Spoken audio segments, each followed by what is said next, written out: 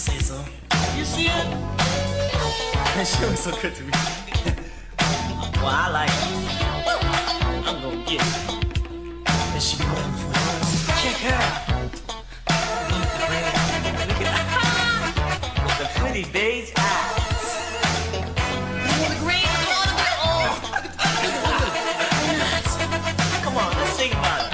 I don't feel like it.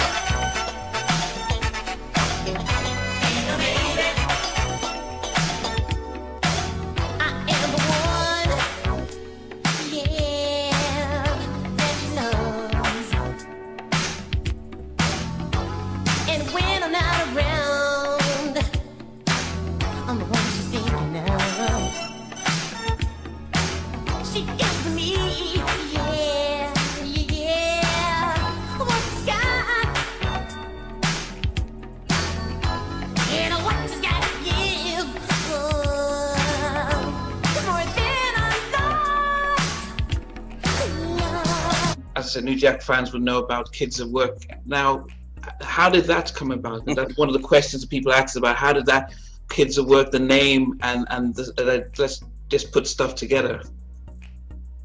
Well, we didn't come up with the name. We didn't come up with the name, the concept, or anything. Teddy and I were kids together, so we always was in bands together, coming up. So Teddy also used to play with this older band in basically, young, older clubs, speakeasies. And so in those clubs, you had basically administrators, you had A&R people, you had drug sellers, everybody was mingling together. Well, he met Gene Griffin first. And Gene Griffin at the time had Sounds of New York Records, which the group In Deep was on. Last night at DJ Saved My Life. Okay, yeah, I know. And so he was looking, right. He was looking for a young kiddie group, even though we wasn't kids at the time. I think we were like, by that time we was like 15, 16. I was 16 turning 17, and Clurel was 18. So he was looking for this group, and Teddy called me and asked me to come down to 59th and Columbus Circle because he think he got a deal for us. Well, when we went down there, we went to 59th Street, and it was Gene Griffin's office. And he immediately saw us, looked at us up and down, asked us to sing a little bit. We did that. And immediately he said, okay, I'm going to sign you guys. But we didn't know anything about publishing or anything. We were just happy to finally get a record deal. Without your parents, without lawyers? Did you get your parents? No, none of that. Because our parents were different. Our parents was like, at that particular time, Teddy Riley's mother did. Mrs. Riley was very supportive and whatever. My mother was different. It was like, she was a beautiful mom, but she was like, okay, that's a far-fetched dream. Get a job. Get a summer job. And I was like, it wasn't regular job, get a summer job. Okay. So, they didn't believe it until they actually saw it. And there's so many levels to this business. Like, you can still have a record deal and still be on the cover of a record and still don't own or have no money. So it was that situation.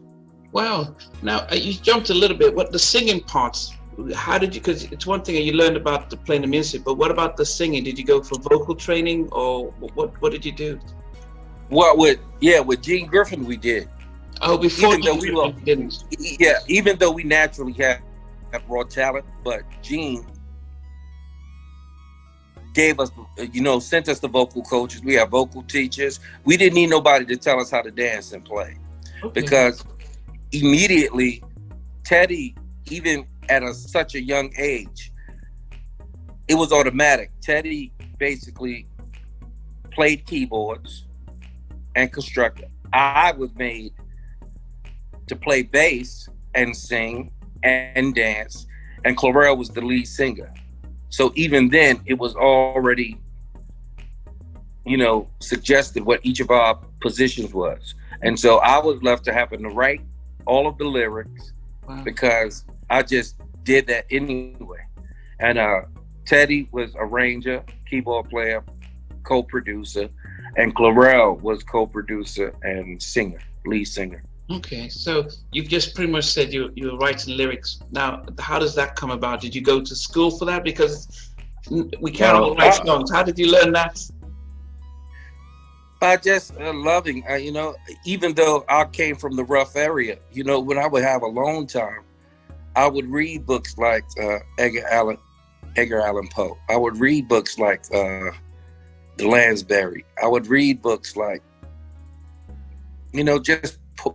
I love poetry. I love words that can play off each other. I've always done that. So it came real easy to me to write.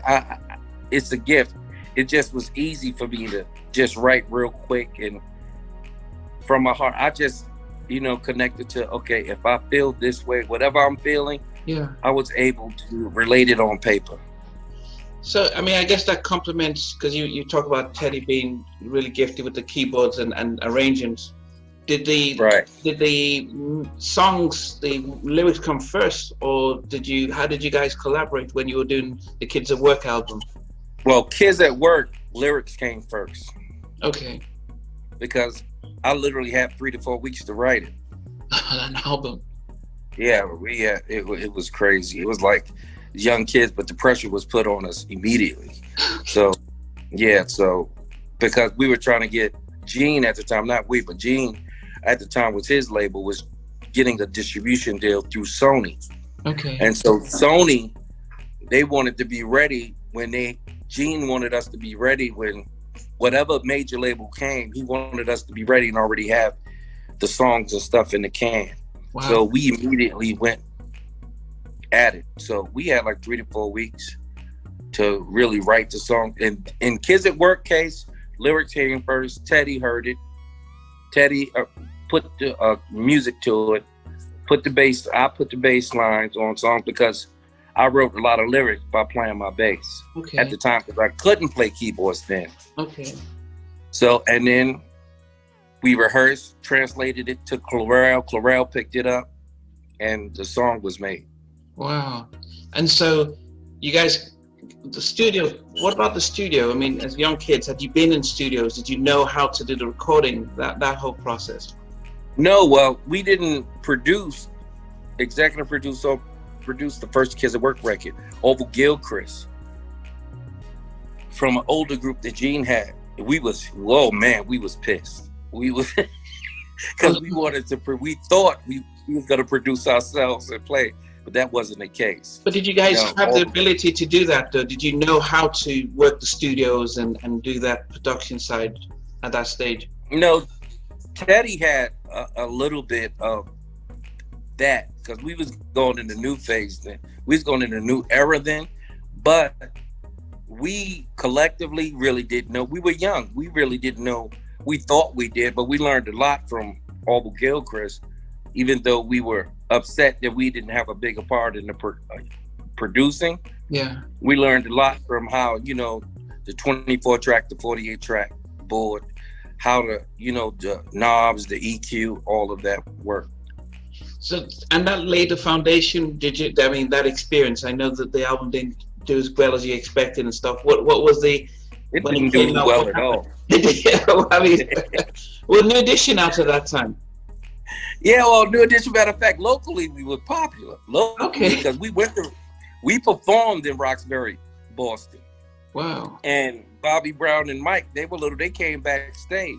Oh, you must. Not that young. Wow. Yeah. And we headlined. We sold it out. And wow. And that was the experience we had because we had girls, we couldn't even get in, we was in a limousine. We couldn't even get into the place because they was rocking the car. They wouldn't let us out the car. They was screaming because locally on the East Coast, we were very popular, even though we had a half of a hit, which was singing Hey Yeah, but these kids knew all of the songs. I guess because they were so used to New Edition, they were waiting For something else. For someone to have competition. Yeah. And matter of fact, Bobby and Mike came backstage and said, wow, because they never seen, they thought they had it locked down, but we played live. Wow. So we played instruments and dancing and singing legitimately. Wow. Even though we didn't hit, we had that on lock. What do you think, looking back, and especially now with your career, what do you think what was wrong with why you didn't emulate the success of New Edition at that stage when you had all the talent? Well, first of all, Gene Griffin became incarcerated. So he went away. Okay. So right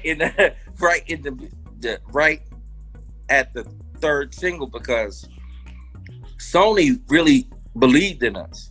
Wow. And they wanted to put the record out, but it was almost like a high profile production deal.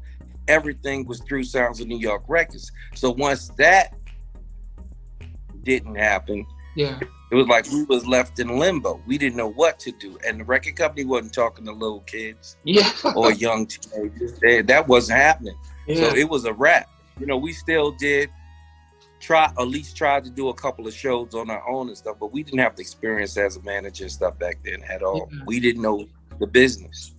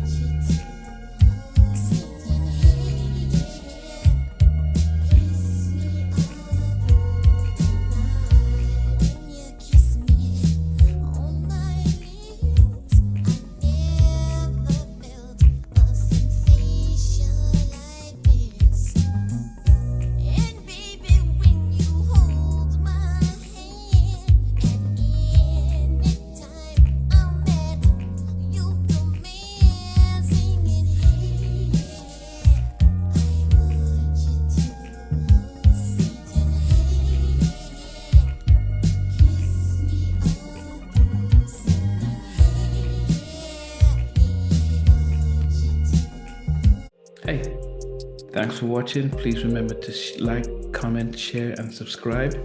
But also check out our membership, which is a good way of getting some exclusive videos and actually long videos from day one. But thanks again for watching. Look forward to seeing you again. Thanks.